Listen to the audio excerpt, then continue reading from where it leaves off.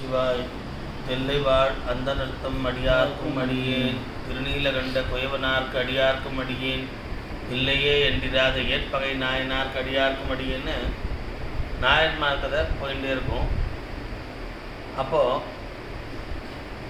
அதில் சோமாசி மாற நாயனார் அப்படின்னு சொல்லி ஒரு சிறந்த சிவபக்தர் இருந்தார்.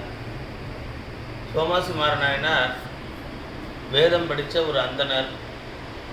அவர் யாக யஜ்ஞங்கள்லாம் நிறைய பண்ணுவார்.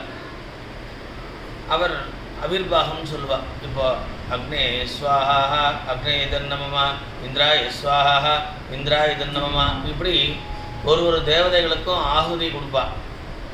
அப்போது அந்த மாதிரி கொடுக்கும்போது அக்னியை பிரார்த்தனை பண்ணும்போது வைஸ்வானராய வித்மஹே லாலீலாய தீமஹி தன்னோ அக்னி பிரச்சோதயாத், அக்னியை பிரார்த்தனை பண்ணி அக்னி ஒரு போஸ்ட்மேன் மாதிரி. நம்ம எந்த தேவதைகளுக்கு உபாசனம் பண்ணி எந்த தேவதைக்கு மந்திரம் சொல்லி கணாநாகம் துவா கணபதிகும் மவாமஹே கவிங் கவிநாம் உமஸ்ரவஸ்தமம் ஏட்டராஜம் பிரம்மணாம் பிரம்மணஸ்பதான சண்பன் உதவிஸ்தித சாதனம் ஓம் மகா கணபதியே நமஹ ஓம் தத் புருஷாய வித்மஹே வக்ரதுண்டாய தீமஹி தன்னோ தந்தி பிரச்சோதயாத் ஸ்வாஹா மகா கணபதி தன்னமமான்னு சொல்லி நம்ம விட்டோம்னா அக்னி மூலியமாக அக்னியில் ஆகுதி கொடுத்தோம்னா அது அந்த தேவதைக்கு போய் அக்னி கொண்டு போய் கொடுத்துருவார். எந்த தெய்வமோ அந்த தெய்வத்துக்கு கொண்டு போய் அக்னி கொடுத்துருவார். அதனால அக்னி முகமாக தான் நம்ம எந்த ஒரு காரியங்களும் செய்கிறோம். அப்படி பண்ணும்பொழுது இவருக்கு ஹவிர்பாகம் இந்த மாதிரி பரமேஸ்வரனுக்கு கொடுக்கும்பொழுது இப்போ நிறைய நம்ம விஷ்ணுனுக்கும் இந்த மாதிரி சொல்லும்போது விஷ்ணுவே ஸ்வாஹா விஷ்ணுவே இதன்னமமா அப்படின்னு சொல்கிறோம். மிருத்யுஞ்சயா இதன்னமஹா அப்படின்னு சொல்கிறோம். ஓம் ஸ்ரீ மிருத்யுஞ்சயா இதன்மா கௌரி சமேத அமிர்த மிருத்யுஞ்சயாய இதன்னமமா அப்படின்றோம். அப்போ கௌரி சமேத அமிர்த மிருத்யுஞ்சயன் அப்படின்னா பரமேஸ்வரனே பிரத்யட்சமாக வரணும்னு இவருக்கு ஒரு ஆசை வந்துடுது. நல்ல ஒரு சிவபக்தராக இருக்கிறதுனால இந்த ஆசைப்படுறது தப்பில்லை. பரமேஸ்வரனை பிரத்யட்சமாக பார்க்கணும், நம்ம அவிர்வாகம் பரமேஸ்வரனே நேராக வாங்கிக்கணும்னு ஒரு ஆசை வந்தது. ஆசை வந்தால் அடுத்தது என்னென்னா இது தப்பான ஆசை இல்லை. எப்படி திருமூலர் ஆசை அருமின் ஈசனோடாயினும் ஆசை அருமின்னு சொன்ன காரணம் அதோட உள்ளர்த்தம் வேற. ஈசன் நினைப்பில் இருக்குதா அந்த ஆசை நல்ல ஆசை தான், அது தப்பு இல்லை. தெய்வ பக்தர்கள்லாம் அப்படி தான் இருந்திருக்கா. திருமூலர் சொன்னதை முழுக்க தெளிவாக படித்து பார்த்தா தான் அவர் சொன்னதோட அர்த்தம் புரியும். அப்போது ஆசைன்றது தான் கூடாது. அப்போ இறைவனை அடையணுன்ற ஆசை அது இருக்கலாம். அதுதான் பக்தர்களோட லட்சணம். அப்படி இருக்கும்பொழுது அந்த பக்தனானவன் தவிச்சு இறைவன் அடையணும், இறைவனுக்கு ஆகுதி கொடுக்கணும், இறைவன் வாங்கிக்கணும். இப்போ சேந்தனார் கொடுத்த திருவாதிரை களியை பரமேஸ்வரன் ஏற்றுண்டார், நடராஜர் ஏற்றுண்டார்னா அவரோட அந்த நடராஜரோட சந்நிதியில் அந்த களி அப்படியே செதறி கிடந்தது, சிந்தி கிடந்தது. அப்புறம்தான் சேந்தனாரோட அந்த மகிமையை தெரிஞ்சுட்டா. இன்னொரு இன்சிடென்ட் சேந்தனாரோட மகிமைன்னா அந்த தேர் மூவாகாமல் இருந்தது. நடராஜரோட தேர் வீதி விழா வரும்போது அப்போ சேந்தனாரோட வந்த உடனே அவர் இறைவன் மேலே பாட்டு பாடின உடனே அந்த தேர் நகர்ந்தது. சேந்தனார்கிட்ட பெருமை சேர்த்தார் நடராஜர். இந்த மாதிரி பக்தர்களோட பெருமையை உலகறிய செய்கிறது தான் பகவானோட வேலை. இப்போது இவர் பார்த்தார் பகவான் நேர வரணும், பக்தவத்சலன் பகவான். அது ஹரியாக இருந்தாலும் ஹரனாக இருந்தாலும் எந்த ரூபத்தில் நம்ம வணங்குறோமோ அந்த தெய்வம் ஓடி வருது. நம்ம என்ன பண்ணுறது? இவருக்கு அந்த ஊரில் அப்போ சுந்தரமூர்த்தி நாயனார் இருந்தார். ஆஹா பிடிக்கணுங்க. எந்த காலை பிடிக்கணும்? பற்றற்றான் பற்றினே பற்றுக திருக்குறள் சொல்லுங்க. அப்பற்று நம்மளோட பற்று விடற்கு உலக பந்தங்கள்லேருந்து விடுபடுறதுக்கு. அப்போது பற்றற்றான் பற்று சதா சர்வ காலமும் இறைவன் நாமாவை சொல்லிட்டு இருக்கிற ஞானிகளோட காலை போய் பிடிக்கணும். இங்கே கிரகஸ்த தர்மத்தில் இருந்தால் கூட பறவை நாச்சார் சங்கரி நாச்சாரோட இருந்தால் கூட சுந்தரமூர்த்தி நாயனார் அவர் சதா சர்வகாலம் பரமேஸ்வர சிந்தனையில் இருக்கிறவர். சிறந்த பரமேஸ்வரோட அம்சமேன்னு கூட சொல்லுவா. அப்படி சிறந்த சிவபக்தர் அவர் அந்த ஊரில் இருக்கும்போது பிடிச்சிடலாம், அடியார் காலை பிடிச்சா ஆண்டவனை பிடிச்சிடலாம் அப்படின்னு சோமாசிமார நாயனார் ஒரு உபாயத்தை கையாண்டார். என்ன பண்ணார்? டெய்லி இந்த தூதுவளுக்கு இதை வாங்கிட்டு போய் சுந்தரமூர்த்தி நாயனார் பார்க்க முடியல. அவர் எப்போ பார் பரமேஸ்வரன்ட்ட கோயிலாக போய் சேத்திராடம் போய் பக்தி பண்ணின்னு இருக்கார். பரவநாச்சியாருக்கு கிட்ட கொடுத்தார். இவர் எங்கெல்லாம் கோயிலுக்கெல்லாம் போகிறாரோ சுந்தரமூர்த்தி நாயனார் எல்லாம் போயிட்டு வீட்டுக்கு தான் சாப்பிட வருவார். அப்போ இந்த தூதுவளுக்கிட பண்ணி போட்டால் பரவநாச்சியார் ரொம்ப நல்லா இருக்கே அப்படின்னு சந்தோஷப்பட்டார். உடனே டெய்லி அந்த மாதிரி தூதுவளுக்களை வந்து சோமாசிமாரன் கொடுக்க ஆரம்பித்தார். நன்னா இருக்கேன்னு ஒரு சாப்பிட்றார். அப்புறம் ஒரு நாளைக்கு, ஆமாம் டெய்லி உனக்கு இந்த கீரை எப்படி கிடைக்கிறது, யாராவது வாசலில் விற்றுன்னு வராளா, எப்படி கிடைக்கிறது கேட்குறார். பரவநாச்சியார்ட்ட சுந்தரமூர்த்தி நாயனார், இல்லை ஒரு பிராமணர் வந்து நித்தியமும் தூதுவளக்கீரை கொண்டு வந்து கொடுக்குறார். அப்படியா பிராமணர்?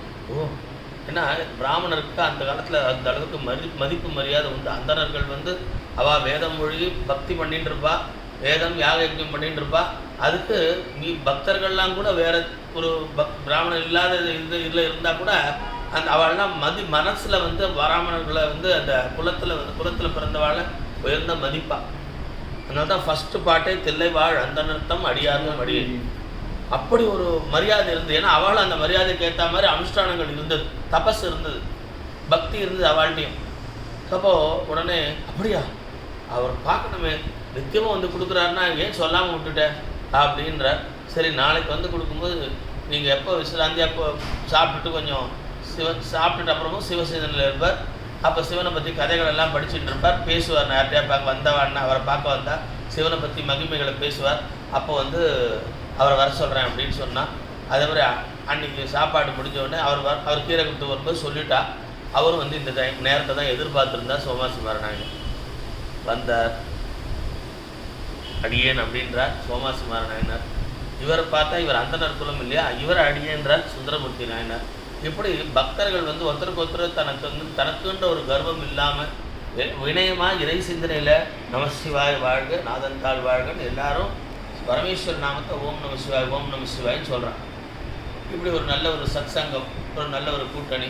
உடனே நீங்கள் டெய்லி வந்து இந்த மாதிரி கீரை கொடுக்குறது கேள்விப்பட, நான் என்ன செய்வேன் உங்களுக்கு, என்னால் என்ன முடியும் உங்களுக்கு, நான் கைங்கறி எனக்கு டெய்லி இருந்து கீரை கொடுத்து நீங்கள் பண்ணிட்டு பதிலுக்கு நான் பண்ண வேண்டாமா, பிரதி உபகாரம் ஏதாவது பண்ண வேண்டாமா அப்படின்னு இவர் கேட்கவே, இல்லை ஒரு அடியாருக்கு நான் ஏதாவது செய்ய முடியுமோ, நீங்கள் சிவபக்தர், உங்களுக்காக பரவநாச்சியார் வீட்டுக்கெல்லாம் தூது போனார் பரமேஸ்வரன், அப்படிப்பட்ட உயர்ந்த சிவபக்தர் நீங்கள், உங்களுக்கு நான் வந்து இந்த கீரை வந்து கொடுக்கறது ஒன்றும் எனக்கு வந்து பதிலுக்கு எதிர்பார்த்துன்னு பண்ணலை அப்படின்னார். ஆனால் ஒன்றே ஒன்று எனக்கு ஒரு ஆசை உண்டு, பதில் எதிர்பார்த்து பண்ணலை தான், ஒரே ஒரு ஆசை என்னென்னா, தப்பான ஆசை எதுவும் இல்லை, என்னென்னா பரமேஸ்வரன் வந்து நான் ஆகுதி கொடுக்கும்பொழுது நேராக வந்து வாங்கிக்கணும், நீங்கள் அதுக்கு ரெக்கமெண்ட் பண்ணணும் அப்படின்ட்டார். சின்ன விஷயமா கேட்கல. பரமேஸ்வரன் வந்து யாக யஜ்யம் பண்ணும்பொழுது இவர் பண்ணும்பொழுது நேராக வந்து அவிர்வாகம் வாங்கிக்கணும் அப்படின்னா நான் சொல்லி பார்க்குறேன். ஏன்னா இது என் கையில் இல்லை, அவர் வருது வராது பரமேஸ்வரன் கிட்டங்க. இல்லை நீங்கள் அடியார் சொன்னால் கேட்காம இருக்க மாட்டார். பகவான் எப்படின்னா பக்திக்கு கட்டுப்பட்டவன் பகவான். அது வந்து கிருஷ்ணான்னு கூப்பிட்டாலும் சரி, ராமான்னு கூப்பிட்டாலும் சரி, சிவான்னு கூப்பிட்டாலும் சரி, முருகான்னு கூப்பிட்டாலும் சரி, எந்த ரூபத்தில் நீ கூப்பிடுறியோ, எந்த நாமத்தை கூப்பிடுறியோ அந்த ரூபத்தை எடுத்துகிட்டு ஓடி வரான் சுவாமி. பிரம்ம மக்களே பரபிரம்ம மக்களேன்னு இருக்கிறது ஒரே தெய்வம். நீ எப்படி கூப்பிடுறியோ ஓடி வரான். வேஷத்தை டக்குனா இப்போ ராமான்னு சொல்லிட்டா, அப்போ நான் ராமர் வேஷத்தை வரணும், முருகான்னு சொல்லிட்டான் வேலை எடுத்துகிட்டு ஓடி வரணும். அந்த ரூபமே அந்த பரபிரம்மே நம்மளோட பக்திக்கு கட்டுப்பட்டு ஓடி வருது. அப்படி நீங்கள் சொன்னால், பக்தர்கள் சொன்னால் கேட்க மாட்டாரா பரமேஸ்வரன்? நான் நாளைக்கு ஹோமம் பண்ண போகிறேன், பரமேஸ்வரன் வர சொல்லுமா, நான் சொல்கிறேன், நீங்கள் சாயங்காலம் வாங்கோ, அவர் என்ன சொல்கிறாருன்னு சொல்கிறேன், நான் வராரா வரலையான்னு அப்படின்னு சொல்லணும். அப்போது அந்த மாதிரி இவர் சாயங்காலம் இவர் கோயிலுக்கு, அதுக்கப்புறம் நேராக கோயிலுக்கு திருப்பி போனார். அவர் எல்லா சதா சர்வகாலமும் கோயிலுக்கு போய் பரமேஸ்வரன் பேசிகிட்டே இருப்பார். சுந்தரமூர்த்தி நாயனார் போனார், பதிகம்லாம் பாடினார். பரமேஸ்வரா ஒரு கோரிக்கை அப்படின்னார். பரமேஸ்வரனுக்கு எதுவும் தெரியாமல் இல்லை. சொல்லு சுந்தரா சொல்லு அப்படின்னார். இந்த மாதிரி நாளைக்கு ஹோமம் பண்ண போகிறாராம் சோமாசிமார நாயனார். அப்புறம் தான் அந்த நாயனார்லாம் பேர் வந்தது. அவர் நாளைக்கு ஹோமம் பண்ண போகிறார். அந்த அந்தனர் நீங்கள் அவிர்பாகம் வாங்கிக்க நேராக போகணும். சுந்தரா என்னையே இக்கெட்டில் மாட்டி வைக்கிற, அவிர்பாகம் வரும் அக்னி மூலியமாக தானே கொடுக்குறது வழக்கம் இவாள்லாம் அந்தனர்கள்லாம் அப்படின்றார் பரமேஸ்வரன். இல்லை நீங்கள் வந்து நான் சொல்லிட்டேன், என்னை நம்பி அவர் வந்து வந்துட்டார், நீங்கள் தான் ஏதாவது பண்ணணும் அப்படின்னு. சரி நான் எப்படி வேணால் போகிறேன்னுட்டார். இவர் என்ன புரிஞ்சுட்டார், போகிறேன்னு சொன்னார்னு தான் புரிஞ்சுட்டார். அப்பா பரமேஸ்வரன் வருவார்ப்பா, அவர் என்ன லீலை பண்ணுவார்னு தெரியாது, வருவார் அப்படின்னு சாயங்காலம் சொல்லிட்டார். வருவேன்னு சொல்லிட்டாரா, பரம சந்தோஷம். பரமேஸ்வரான்னு அப்படியே சோமாசிமாரனா என்ன அழறா ஈஸ்வரா, அவ்வளோ ஒரு சந்தோஷம். பரமேஸ்வரனை பார்க்க போகிறோம், யாக யஜ்ஞத்துக்கு வரப்போகிறார், பரமேஸ்வரனுக்கு அவிர்பாகம் கொடுக்குறோம், ஜனங்க ஜெய ஜெய ஜெயன்னு கூடியிருக்கு. அந்தனர்கள்லாம் இன்னும் நிறைய பேர் இவரோட சேர்ந்து எல்லோரும் நிறைய பேர் அந்தனர்கள் வந்திருக்கா. இவர் மந்திரம்லாம் சொல்லி பரமேஸ்வரனுக்கு நமஸ்தே அஸ்து பகவன் விஸ்வேஸ்வராய மகாதேவாய திரியம்பகாய திரிபுராந்தகாய திரிகாலாக்னிகாலாய காலாக்னி ருத்ராய நீலகண்டாய மிருத்யுஞ்சயாய சர்வேஸ்வராய சதாசிவாய ஸ்ரீமன் மகாதேவாய ஸ்வாஹா ருத்ராய ஸ்வாஹா மிருத்யுஞ்சயாய ஸ்வாஹா பசுபதையே ஸ்வாஹா ஆகுதி கொடுக்கணும். பரமேஸ்வரன் நேரம் வரதான் பார்க்குறேன்.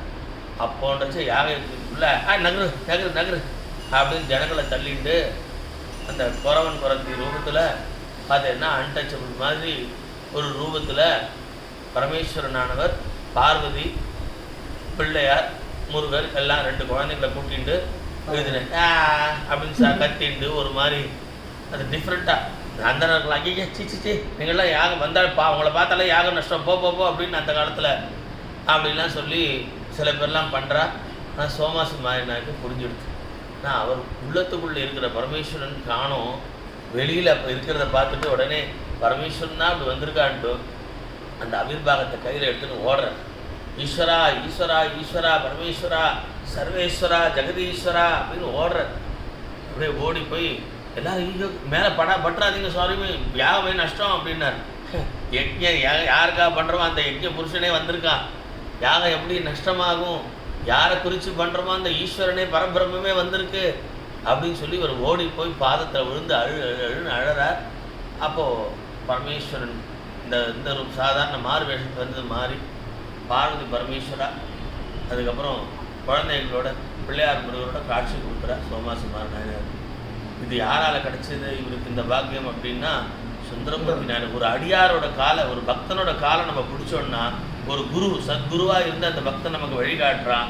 இறைவன் ஈஸியாக கிடச்சிடுவார், சகஜமாக கிடச்சிடும். அதனால தான் அடியாருக்கும் அடியேன் அடியாருக்கும் அடியேன் அடியாருக்கும் அடியே தாசனு தாசன் தாசானு தாசன் சொல்கிறான் பெரியவாள்லாம். அப்போ அந்த தாசானு தாசன்னா தாசனுக்கு நான் தாசன்றான். இப்படி ஒரு வினயமாக இருந்து பக்தி பண்ணோம்னா இறைவன் அடையலாம்னு சோமாசி மாறநாயனர் கதையை தெரிஞ்சுக்கலாம். பரமேஸ்வரன் அனுகிரகம் பண்ணுறார். தொடர்ந்து தன் வாழ்நாள் முழுக்க சிவபக்தி சிவபூஜை பண்ணிட்டு இருந்து யாக இங்கெல்லாம் பண்ணிட்டு இருந்து முக்தி அடைஞ்சார் சோமாசி மாறநாயனர். ஸோ இந்த கதை சுந்தரமூர்த்தி நாயனாரே திருத்தொண்ட தொகையில் சோமாசி மாறநாயனாருக்கு அடியாருக்கும் அடியேன் இவரை புகழ்ந்து எழுதுறார்.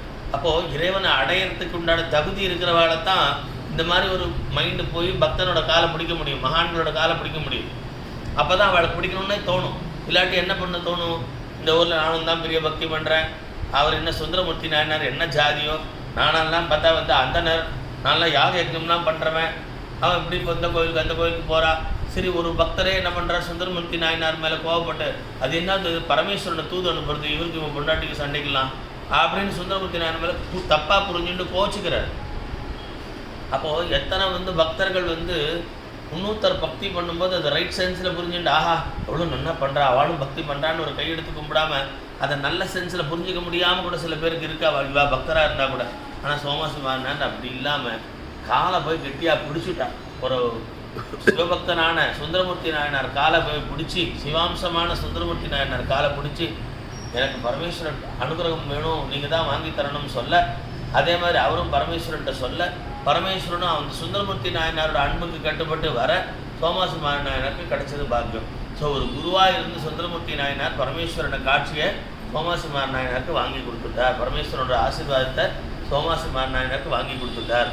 அப்போது பக்தர்களோட காலை பிடிச்சா பகவானை நம்ம அடையலான்றது இந்த கதை மூலியமாக தெரியலாம்.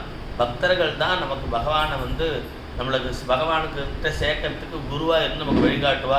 அதனால் இறைவன் நாம் அவள் சதாசர்வகாலம் சொல்லியிருக்க பக்தர்களிடத்தில் நம்ம வினயமாக இருந்து அவளுக்கு பாத பூஜை பண்ணி தொண்டு பண்ணிட்டு இருந்தாலே பகவானோட ஆசீர்வாதம் நமக்கு கிடைக்கும். சோமாசி நாயனாருக்கு அடியாருக்கும் அடியே.